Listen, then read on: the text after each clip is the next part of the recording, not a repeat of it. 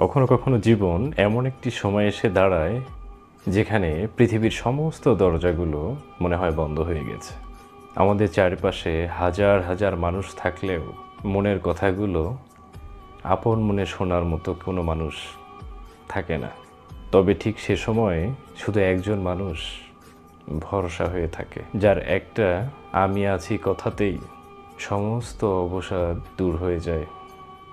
মনের মধ্যে তখন শান্তি বিরাজ করে, যার উপস্থিতি সবসময় জানান দেয় সব কিছু এখনও শেষ হয়নি, এখনও পাশে থাকার একজন মানুষ আছে।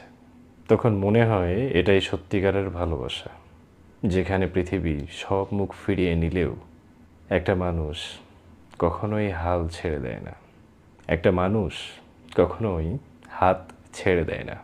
কারণ ওই যে, যখন পৃথিবীর সমস্ত দরজা বন্ধ হয়ে যায়, তখনও ওই একজন মানুষই শেষ ভরসা হয়ে থাকে, প্রিয় মানুষ।